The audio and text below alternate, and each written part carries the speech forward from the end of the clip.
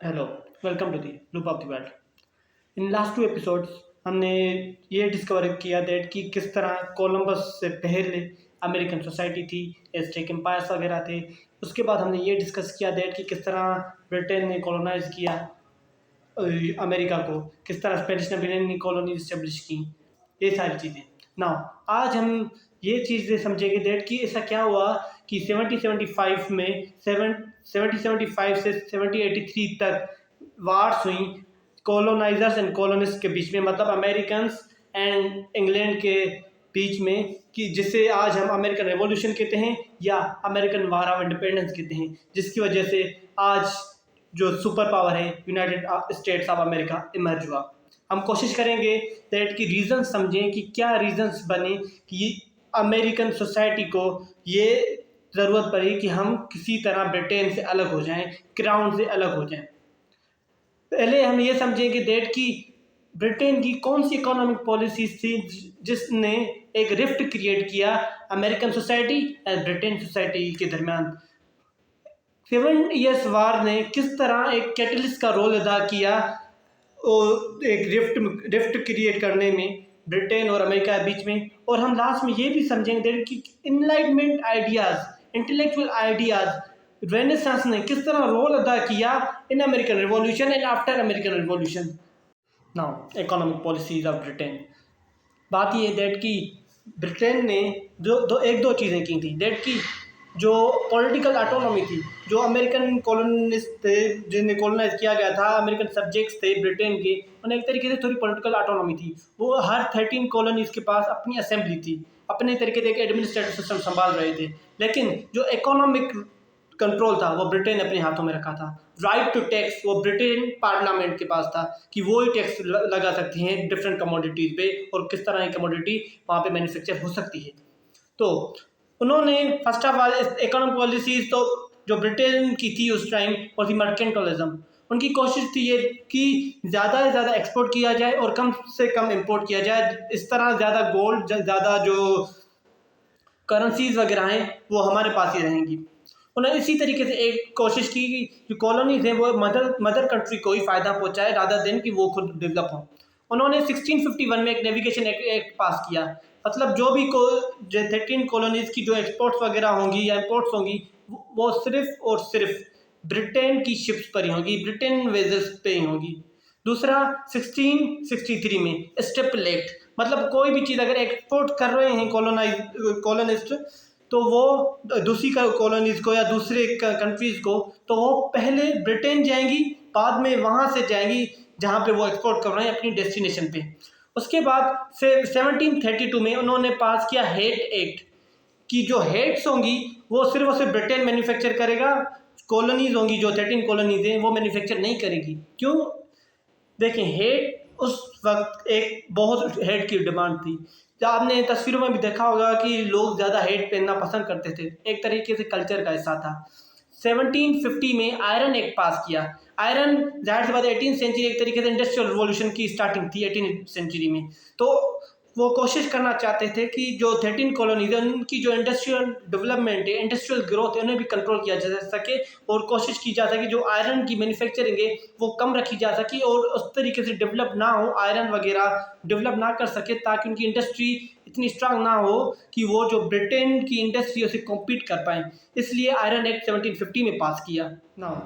इन policies के बाद जो पॉलिसी थी मर्केंटलिज्म की, जो ब्रिटेन की पॉलिसी थी, इन चीज़ों के बाद भी एक तरीके से अपराइजिंग वगैरह नहीं देखने को मिली। लेकिन क्यों? क्योंकि जो जो कॉलोनीज थी उनकी जो ज्योग्राफी थी उसके ऊपर एक और राइवल पावर बैठा था। कनाडा के रीजन हो गए या दूसरे जो एपलेचियन माउंटेन रीजन के उस पार जो रीजन हो गए, ओहायो रिवर वगैरह पे, वहाँ पे फ्रांस की कॉलोनीज इस्टेब्लिश थी। तो एक फ्रेंच फियर भी था कॉलोनीज के बीच में दैट कि अगर हमने ब्रिटेन से भी अगर एक तरीके से नाराज़गी की और ब्रिटेन से भी ताल्लुकात अपने ख़राब कर लिए तो उन्हें डर था फ्रांस का।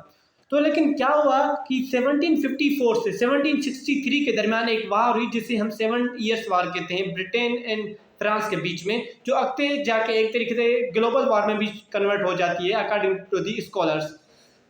क्या हुआ दैट कि जो अमेरिका, जो ब्रिटेन था, ब्रिटिश की जो कॉलोनीज थी 13 कॉलोनीज, और जो फ्रांस की कॉलोनीज थी उनकी जो फ्रंटियर्स, एक तरीके से वहाँ पे एक तरीके से कंट्रोवर्सी स्टार्ट हो गई थी। एक तरीके से फोर्ट्स स्टेब्लिश हो रहे थे और उन्हीं उन्हीं की वजह से एक तरीके से वार स्टार्ट हो गई। 1754 से स्टार्ट हुई एंड 1756 से एक तरीके से मेजर बैटल्स में कन्वर्ट हो गई। तो क्या हुआ कि फ्रांस को एक हार मिली ब्रिटेन से, और 1763 में उन्होंने ट्रीटी ऑफ पेरिस साइन की फ्रांस ने ब्रिटेन से, और जो टेरिटरी थी फ्रांस की इन नॉर्थ अमेरिका उन्होंने लूज कर दी ब्रिटेन की तरफ। अब एक तरीके से ये जो फियर ऑफ फ्रांस था, जो फ्रांस का फैक्टर था, एक तरीके से एलिमिनेट हो गया था। अब एक चीज़ ये हुई, और दूसरी चीज़ ये हुई कि जो वार के दौरान ब्रिटेन जीत तो गया लेकिन बहुत से कर्जों में डूब गया फ्रांस, और ब्रिटेन की सोच थी दैट कि इस वार का सबसे ज़्यादा जो बेनिफिशियरी है वो है कॉलोनीज। अब कॉलोनीज ही पे करेंगी जो भी नुकसान हुआ है, जो भी हमारे डेब्ट्स वगैरह हैं वो कॉलोनीज पे करेगी। उन्होंने अब क्या किया, जो टैक्सेस वगैरह थे उन्हें इंक्रीज कर दिया। जो पहले एक्ट पास किए गए थे, हेट एक्ट हो गया 1732 में, या नेविगेशन एक्ट हो गया 1651 वाला, उसे अमेंड करके 1760 में और मजबूत कर दिया गया, स्ट्रिक्ट कर दिया गया, या आयरन एक्ट उसे भी स्ट्रिक्ट कर दिया गया 1760 में। ना कि ये 1764 में शुगर एक्ट पास किया गया, शुगर पे ड्यूटीज इंक्रीज की गई। 1765 में स्टैम्प एक्ट पास किया ब्रिटेन की पार्लियामेंट में, मतलब जो भी लीगल डॉक्यूमेंट्स होंगे, न्यूज़पेपर हो गए या दूसरे लाइसेंस वगैरह हो गए, पैम्फलेट्स हो गए, मैगजीन्स हो गए, उस पर स्टैम्प होना ज़रूरी होगा, और स्टैम्प पे एक तरीके टैक्स था। अब क्या वो ये पास किया, तो स्टैम्प एक्ट की वजह से ब्रिटेन 10 टाइम्स ज़्यादा कमा रहा था स्टैम्प एक्ट की वजह से, 1763 से पहले के बाद ज़्यादा कमा रहा था। लेकिन जो कॉलोनीज थी एक तरीके से उन्हें ये चीज़ पसंद नहीं आई, और 1765 में उन्होंने एक तरीके से 9 कॉलोनीज ने मिलकर कोशिश की कि इन चीज़ों के खिलाफ प्रोटेस्ट किया जा सके, और एक तरीके से स्लोगन भी आया दैट कि नो टैक्सेशन विदाउट रिप्रेजेंटेशन। मतलब क्या, जो ब्रिटेन पार्लियामेंट था वहाँ पे कोई एक कॉलोनीज का एक तरीके से रिप्रेजेंटेशन नहीं थी, तो वो चाहते थे कि अगर हमें टैक्स भी लगा रहे हैं तो हमें रिप्रेजेंटेशन ज़रूर मिलनी चाहिए। हम चाहते हैं कि हमारे रिप्रेजेंटेटिव ही हमें टैक्स लगाएं एक तरीके से। ये प्रोटेस्ट वगैरह देख के 1766 में जो स्टैम्प एक्ट है उसे रिपेल कर दिया गया, उसे रिमूव कर दिया गया। लेकिन उसी दिन एक और एक्ट पास किया गया, डिक्लेरेटरी एक्ट, जिसमें यह कहा गया, डिक्लेयर किया गया दैट कि Britain parliament have right to impose any tax, क्योंकि वो एक तरीके से अपनी सॉवरेनिटी शो करवाना चाहते थे। अब क्या हुआ, 1767 में उन्होंने एक पास किया, टाउनशेंड एक्ट, जिसमें उन्होंने दूसरे जो थे पेंटिंग्स हो गई, लीड हो गई या ग्लासेस वगैरह थे, उन पे टैक्स इंक्रीज कर दिया टाउनशेंड एक्ट की मदद से। इससे और प्रोटेस्ट होना शुरू हुए। जो टाउनशेंड एक्ट है उसके खिलाफ बहुत प्रोटेस्ट हुए, यहाँ तक कि 1770 में एक इवेंट हुआ जिसे हम बोस्टन मैसेकर कहते हैं। क्या होता है कि 9 ब्रिटिश सोल्जर्स ने 5 जो अमेरिकन सेटलर्स थे उन्हें मार दिया, शूट आउट कर दिया।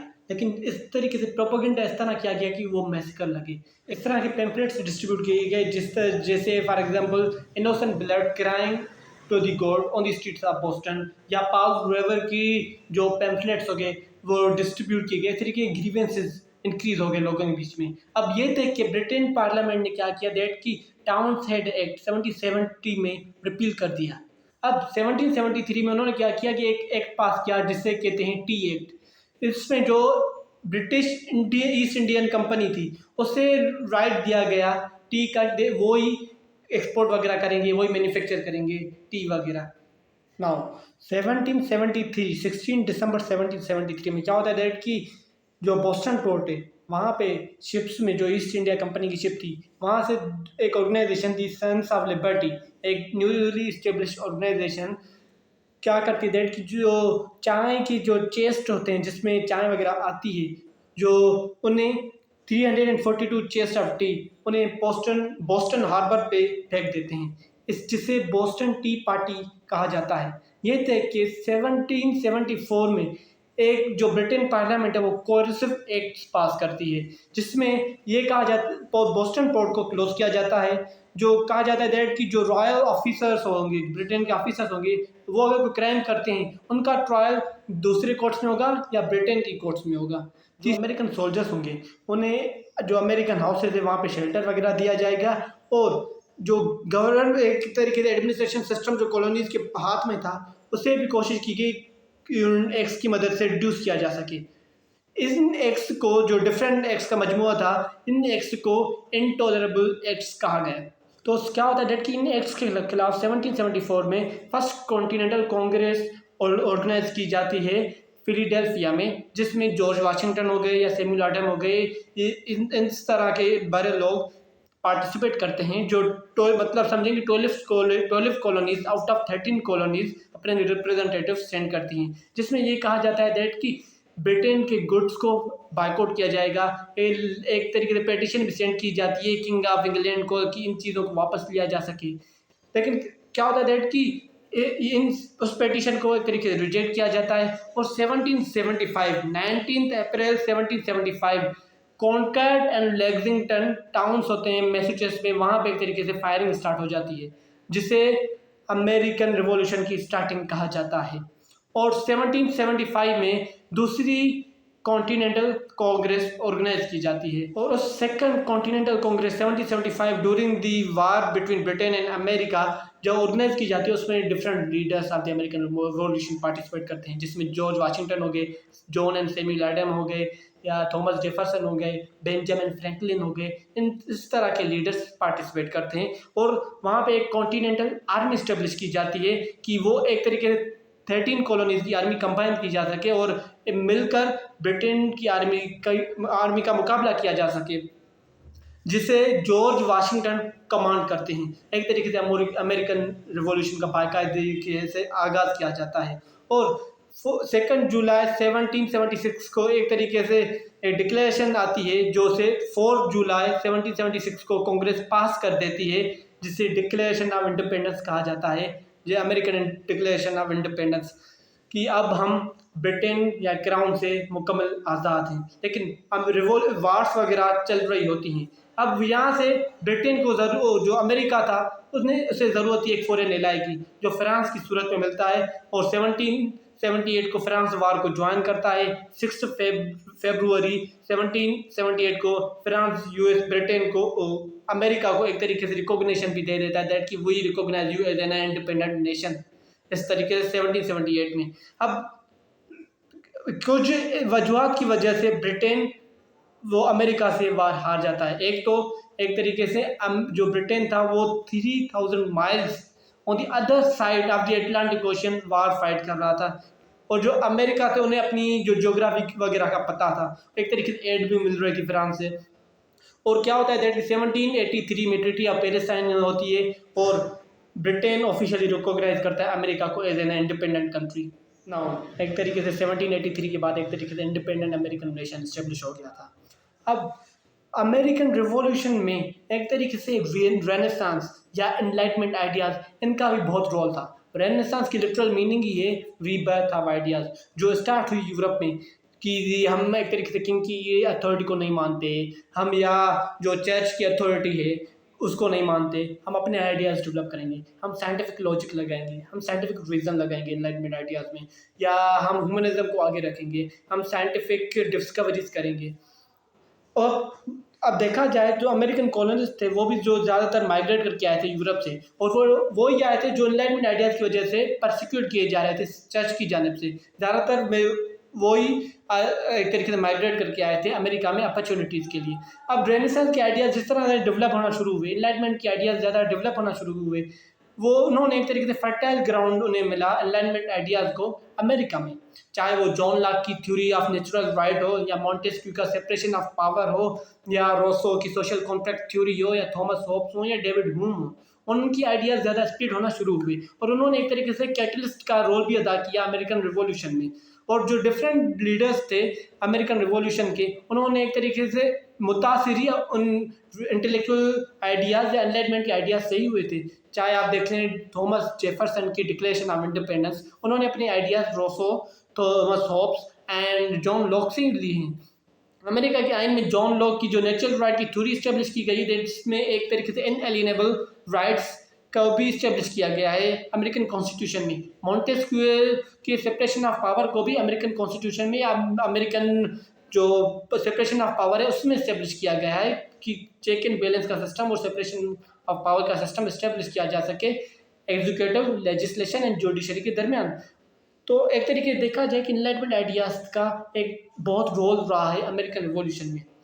अब ये हो गया हमारा अमेरिकन रिवॉल्यूशन। अब आगे किस तरह अमेरिका ने अपने कॉन्स्टिट्यूशन डेवलप किया, किस तरह अमेरिका ने अपनी कॉलोनीज इंक्रीज की फ्रॉम 13 टू करंटली 50, अमेरिका में किस तरीके से डेवलपमेंट हुई, अब किस तरह अमेरिका में सिविल वार भी आगे जाके हुई, ये सारी चीज़ें हम नेक्स्ट एपिसोड्स में इंशाल्लाह हम डिस्कवर करेंगे। तब तक के लिए थैंक यू।